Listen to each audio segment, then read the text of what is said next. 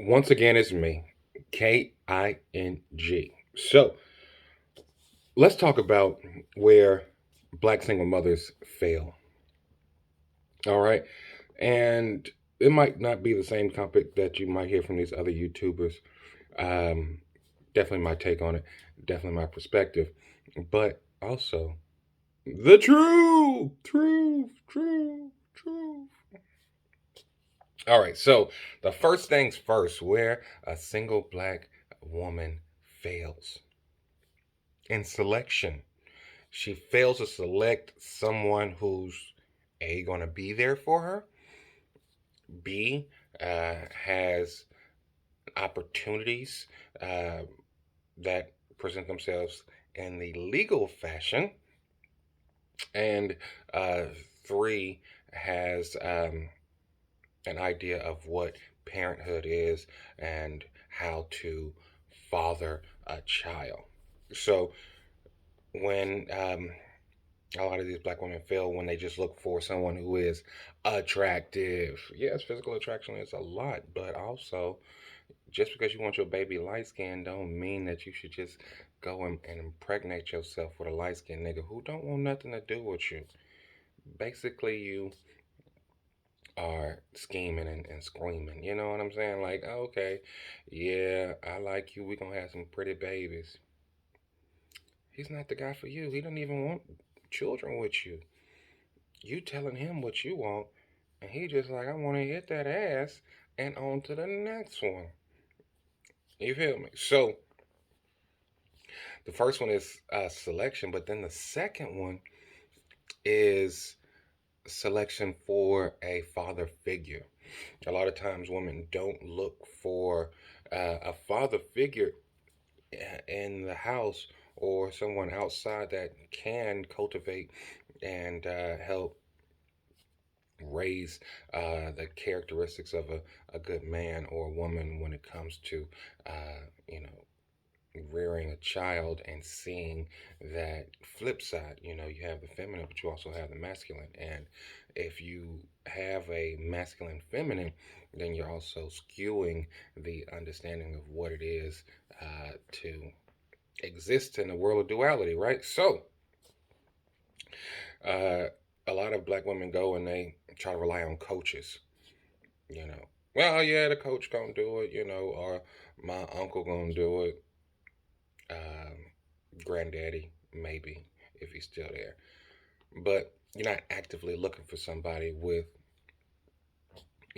checking boxes. You know what I'm saying? You're allowing things to just progress as they do without care. So it's not like, hey, I need somebody who's going to be able to give foresight and give correction and also, you know, put us on track, because it is really about a track at the end of the day that you have to make sure that you're on to, meet these goals and accomplishments. So if you got somebody who just pop in and pop out, pop in and pop out, they can't really track as well as somebody who's gonna always be there. So you want to look for somebody who's gonna create the track for your family to go down.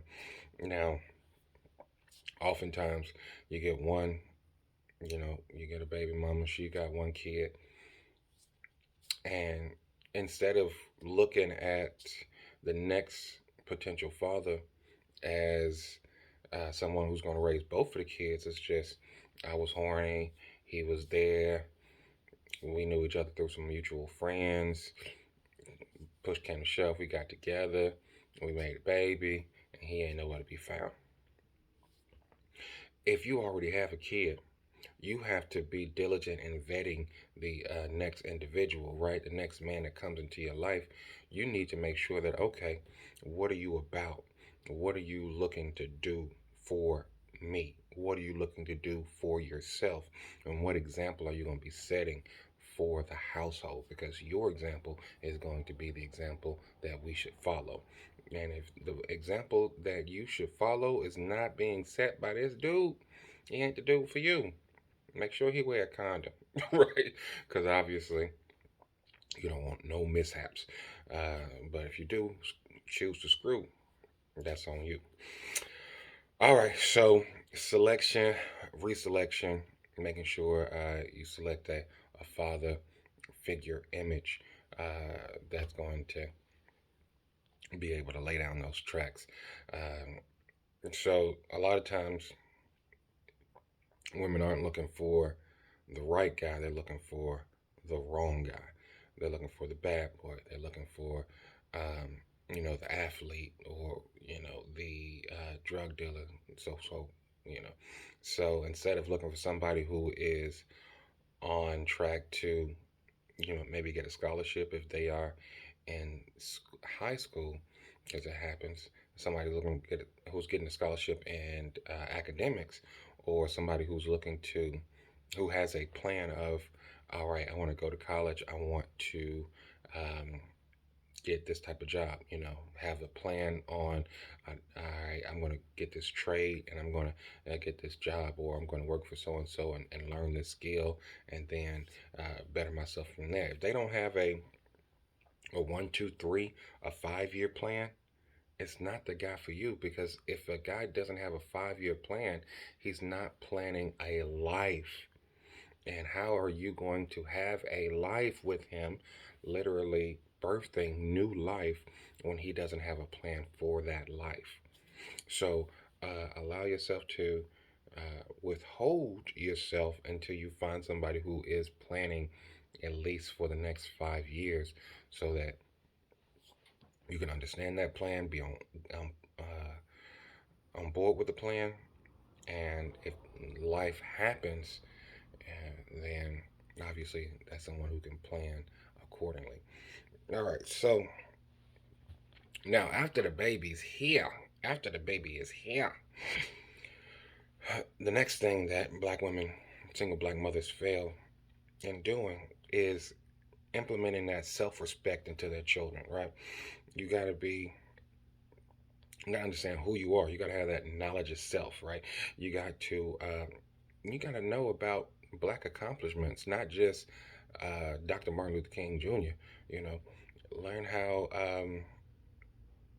the light bulb was made, or the traffic light was made, or all of these accomplishments by different individuals that show you, hey, you are worth wow, and you can definitely grow and prosper and be all that you can be.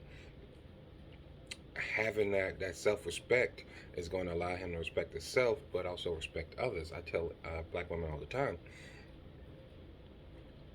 smiling to another black man is definitely important. Why? Because we have to make sure that we know that we are there for each other. Harmony is the first step towards the unification that black people need. If we are in disharmony, then we can't unify. So, saying, hey, um, let's go ahead and smile, greet each other, and be civil and be social, and that's the first step. So, if you put that self respect into your child and say, hey, always be better to black people as you to anybody else, be better to your own people than anybody else, because the world's going to teach you how to be good to them, but you need to be good to us. Boom. Now, another thing, tell your kids not to fucking litter. Okay? Littering is a sign of self deprecation, um, lowering self worth. If you litter around your home, around your neighborhood, then what does that mean? That means you're living in filth. That means you're living in trash. That means you come home to see your house littered with trash.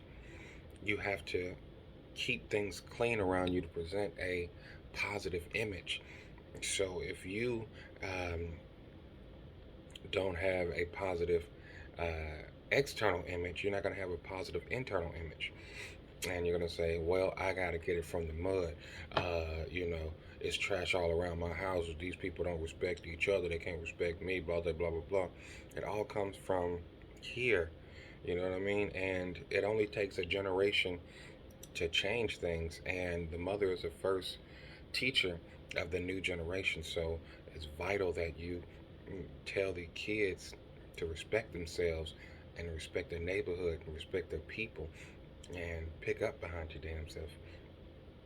Now, um, definitely work ethic and jobs are vital, right? We need to see all the possibilities and know that there are massive opportunities available for us. And that's where single black women fail, single black mothers, I should say, because they don't explore the gambit of opportunities, right? They're like, "Oh, you gonna be a football star, you're gonna be a basketball star, and you're gonna take me out the ghetto," right? So true enough, a lot of kids can, I say a lot, but it's only a small selection that are able to go to the professional level in athletics and get their mom a house and bring their people out of the ghetto, but they're not able to really sustain that because taxes eat money like a motherfucker. Not only that, but if these people don't have jobs, right, and you bring them out and they don't have any jobs, their income is your income, and then they are siphoning your income. So you might make $1 million, $2 million a year, but they're siphoning that off. You know what I mean? Now, if you're in the NBA and you an all star, then obviously you can do it for a little bit. But if you ain't got nothing in place, that little bit is gonna go. I mean, for real. So, having instilled in them a work ethic. All right, what are you gonna do? Working, getting up, putting your pants on or your skirt on, and getting out there and getting it. Um, it's not going to be a hindrance. So, say for instance, somebody um, gets to the league. Okay, well, you now have an assistant. You now have a manager. You now have a chef. You have someone who could do some of these jobs that you would pay others to do, but you can have them in house. And now, because they have a good work ethic, they can um, sustain and complement, your status and by working for you and being efficient as well. So, um, but not only that, we want to make sure that we open up the world of possibilities. Tell your kids about engineering, about um, mach- um, machine engineering or maritime law, or you know, they can even be firefighters and police people. Like the ability or the possibility is endless on the jobs, but they have to be available to them as far as what you present. So I think engineering should be top of the list. Say, hey, go ahead and be an engineer. And second, um, whatever you want to be, a marine biologist or a lawyer, a doctor, uh, anything you want to be, but work with your hands. You want to be in construction. You want to be a contractor. You want to, you know what I mean? Like that whole thing. Make sure that we are really pushing entrepreneurship, owning your own business. Okay, that should be at the forefront of the conversation. Okay, so not necessarily get a job, but have a business. What can you get to have your own business? And that's where we should focus, because if we have the right work ethic, then we can have the right business, and our business can prosper. All right. So now, lastly, definitely when it comes to boys, these single black mothers fail because they don't tell them about logical thinking. Obviously, women think on a different side of their brains, but we have to tell our little black boys that they have consequences to their actions. Those consequences could lead them in jail or prison or dead or, you know, mangled, as far as uh, in a wheelchair or without opportunities, as far as jobs, um, even the NBA. So if you want to tell them, hey, you always want to be able to do the most amounts of things. You can't even travel if you don't have a passport. You can't get a passport if you've done X, Y, Z. So you can't even see the world. So logical thinking, being able to say, hey, take a moment, think about it. Bing. Matter of fact, you should take 4B. So logical thinking and knowing that actions have reactions, or your things have consequences to them. So you say, hey, think about it. Think about, if you do this, what could happen, and think about how to get there. So if you're looking to accomplish a goal, what's going to be your first step? What's going to be your second step? What's going to be your third step? Logical thinking and knowing about consequences is going to help black boys tremendously be the leaders and be the black fathers that then the next generation will be able to choose from, and be able to plan that 5-year plan to make sure that you have rails and we're moving forward instead of stagnant. So that's the